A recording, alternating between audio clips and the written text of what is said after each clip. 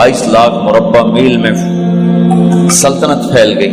और हजरत उमर का वही दस्तूर अल्लाह के नबी के ज़माने वाला, महीने में 1 दिन गोश्त खाना है, छने हुए आटे की रोटी नहीं खानी है और सख्त लिबास पहनना है। तो सहाबा आपस में जमा हुए कि अब हजरत उमर को अपना रवैया बदलना चाहिए, कोई खादिम हो, कोई गुलाम हो, कोई लिबास अच्छा हो, खाना अच्छा हो। आपस में बात, अच्छा भी कौन बात करे? हज़रत अली ने फरमाया कोई नहीं मानेंगे। कहा नहीं हम बात करते हैं। अच्छा कौन बात करे? तो सारे डर के कहने लगे भाई हम तो नहीं करते। अच्छा भाई कौन बात करे? चलो हजरत आयशा से कहते हैं, हजरत हफ्सा से कहते हैं वो बात करें, चूंकि वो अल्लाह के नबी की बेगमात हैं तो उनका जरूर वो ख्याल भी करेंगे, प्रोटोकॉल भी देंगे। तो एक बेटी है हजरत हफ्सा, ये दोनों उम्महातुल मोमिनीन तशरीफ लाई। आप उठ के बैठ गए। हजरत आयशा ने बात शुरू की, अमीरुल मोमिनीन आपसे एक बात करनी है। कहो। अल्लाह का नबी का दौर था, दुनिया आई नहीं तो वो फक्र में चले गए। फिर मेरे बाप का दौर आया तो दुनिया कोई नहीं आई थी, वो भी फक्र में चले गए। अब अल्लाह ने आपका दौर हमें दिखाया है, मुल्क फतह हो गए, सोने चांदी के ढेर लग गए और आप उसी फकीरी पर हैं। हम दोनों ये अर्ज करने आई हैं कि आप अपना तर्ज जिंदगी बदल लें। तो एकदम चेहरे का रंग बदला। फरमाया किसने भेजा है तुम दोनों को मेरे पास? तो हज़रत आयशा ने कहा पहले आप हाँ ना करें फिर हम बताएंगे किसने भेजा है। फरमाया अगर मुझे उनके तुम नाम बताओ ना तो मैं मार मार उनके चेहरे लाल कर दूं जिन्होंने तुम्हें मेरे पास भेजा है। फिर उनके आंसू भर आए। फिर फरमाया मेरी बेटी हफ्जा, मैं आयशा से नहीं तुझसे बात कर, तू बता, तू घर वाली है। जिंदगी में अल्लाह के नबी ने 2 टाइम खाना खाया? कभी 2 टाइम खाना खाया? अल्लाहुम्मा नाम का जी नहीं खाया, नहीं खाया। तुम्हें पता है ना सुबह खाते थे शाम नहीं खाते का जिया, शाम खाते थे सुबह नहीं खाते थे, ठीक है ना का जी? अच्छा तुम्हें पता है ना मेरे नबी के पास एक ही पहनने का जोड़ा होता था। तुम्हारी अलमारियों में तुम्हारी बेगमात के 200 जोड़े लटके होते हैं, तुम्हारे 50 जोड़े लटके होते हैं। हफ्सा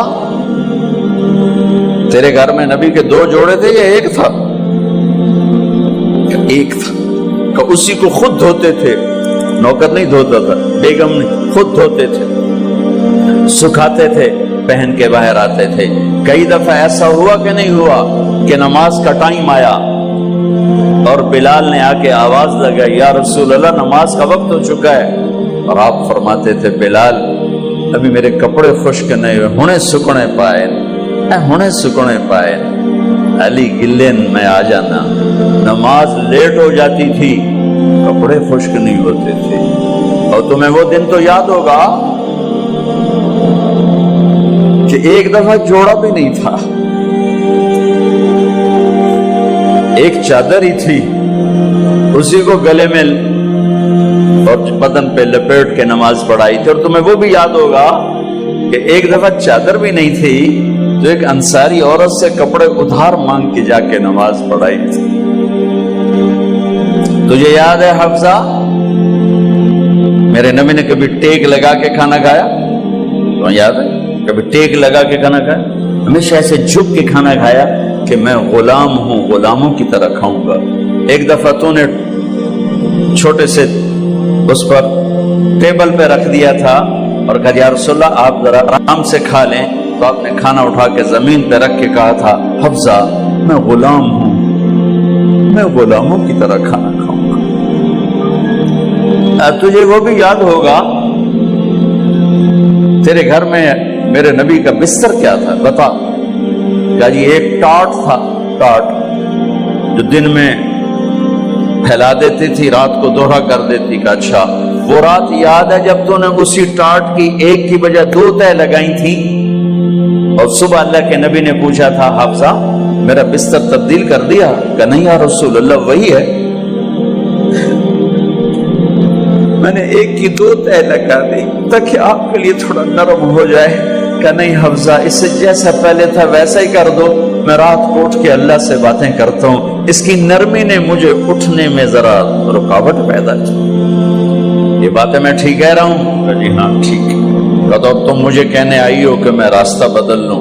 حفظہ، جنہوں نے تمہیں بھیجا ہے، عائشہ جنہوں نے تمہیں بھیجا ہے، انہیں بتاؤ.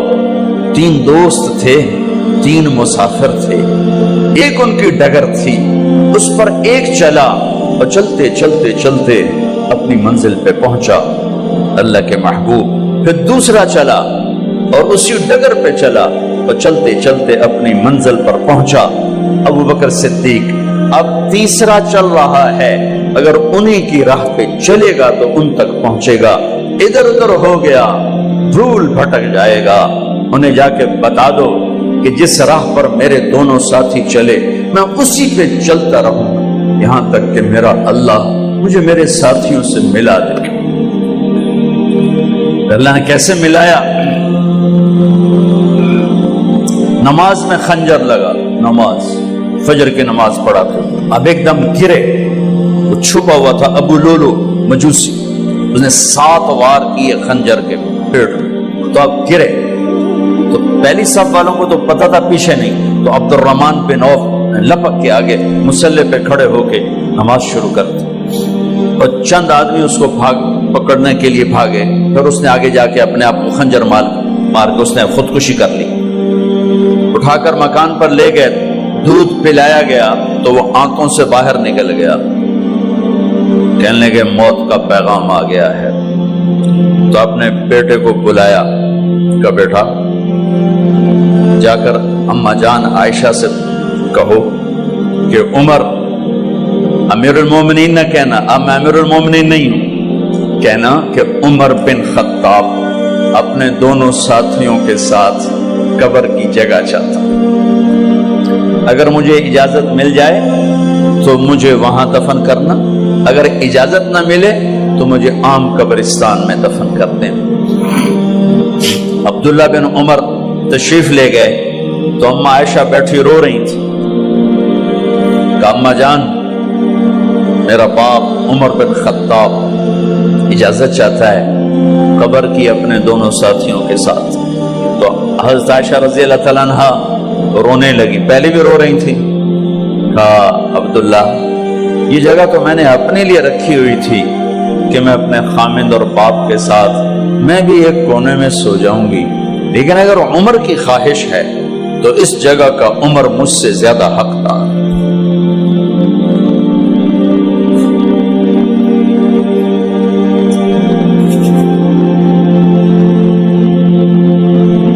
بیٹے نے آ کر کہا ابا جان مبارک ہو، اجازت ہو گئی. کہا بیٹا ہو گئی، لیکن جب میری میت اٹھاؤ تو دروازے پر جا کر رکھنا اور ایک دفعہ دوبارہ پوچھنا. ہو سکتا ہے میرے شرم میں اجازت دی ہو اور میرے مرنے کے بعد انکار فرما دیں، تو ایک دفعہ دوبارہ پوچھنا، اس وقت پہ اجازت ملے تو پھر لے جانا ورنہ واپس لے جانا.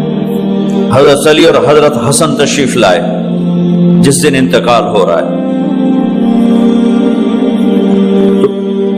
گھبراہٹ دیکھی. علی نے فرمایا عمر موت سے ڈر گئے ہو؟ کہ نہیں موت سے نہیں ڈرو، موت کے بعد کیا ہوگا اس سے ڈر گیا. یہ کون کہہ رہا ہے؟ میرے بعد کوئی نبی ہوتا تو عمر ہوتا، یہ وہ کہہ رہا ہے. یہ کون کہہ رہا ہے؟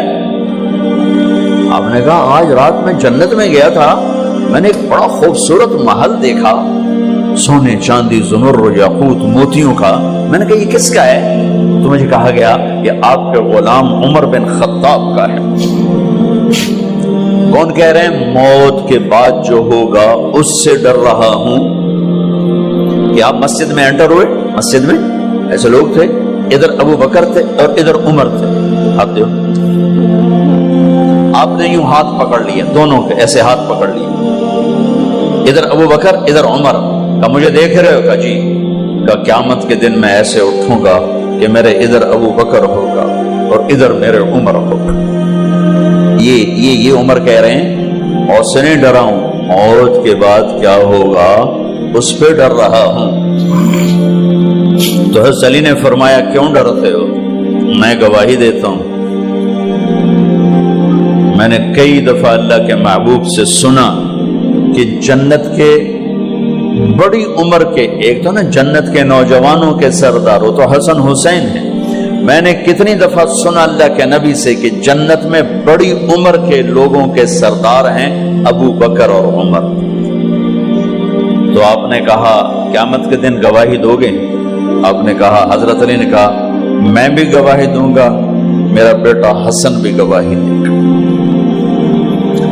وہ حضرات تشریف لے گئے تو موت کی آہٹ کو محسوس کیا تو بیٹے کی گود میں سر تھا عبداللہ بن عمر کا بیٹا، یہ زمین پہ لٹا تھا۔ انہوں نے یہاں سے ہٹا کر یہاں سر رکھ دیا۔ وہ حق سنا نہیں کیا کہہ رہا ہوں، زمین پہ ڈال دے۔ ان کا جی نہیں چاہ رہا تھا، کیا کہہ رہا ہوں، زمین پہ ڈالو۔ انہیں آگے کر دے، خود پیچھے اٹھ، اپنا چہرہ مٹی میں یوں رکھ اور مٹی میں منہ ملنے لگے ایسے، اور کہہ رہا ہے ویل لک یا عمر ان لم یغفر لک عمر ان لم یغفر لک ربک، اے عمر اگر تیرے رب نے آج تجھے معاف نہ کی تو تو ہلاک ہو۔ ویل لک ولأمک ویل لک ولأمک یا عمر ان لم یغفر لک ربک، عمر اگر آج تجھے اللہ نے معاف نہ کی تو تو ہلاک ہو۔ اتنے بڑے مقام والے 1,24,000 میں ایک آدمی ہے مراد، جسے مانگا گیا ایک آدمی، یا اللہ عمر دے دے میرے اسلام کی بلندی کے لیے۔ وہ کہہ رہے ہیں ویل لک یا عمر ان لم یغفر لک رب،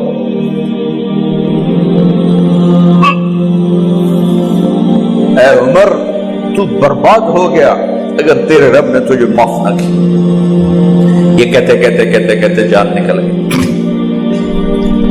صہیب رضی اللہ عنہ نے آپ نے وصیت فرمائی تھی میرا جنازہ صہیب پڑھائے، رومی جنازہ پڑھایا گیا، کندھوں پہ اٹھایا گیا، اور آ کر اماں جان عائشہ رضی اللہ عنہ کے دروازے پر عبداللہ بن عمر، باقی تو کوئی پتہ نہیں تھا کسی کو، کبھی ٹھہر جاؤ جنازہ یہاں رکھ دو، پھر آگے بڑھے، دستک دی، اماں جان میرا باپ عمر بن خطاب دروازے پہ پہنچ چکا ہے، اندر آنے کی اجازت ہے۔ تو اماں جان عائشہ نے فرمایا مرحبا بعمر، ہم عمر کو خوش آمدید کہتے، اور باہر تشریف لے گئیں۔ وہیں حجرہ مبارک میں قبر کھودی گئی۔ عبداللہ بن عباس فرماتے ہیں کہ میرے کندھے پر کسی نے ہاتھ رکھا تو میں نے یوں پیچھے مڑ کے دیکھا تو جناب امام المتقین حضرت علی کھڑے ہوئے رو رہے تھے اور فرما رہے تھے عمر مجھے پتا تھا تیرے سوا یہاں کوئی نہیں آ سکتا، مجھے پتا تھا یہاں کوئی آئے اور کوئی نہیں آ سکتا، چونکہ میں نے ہزاروں دفعہ سنا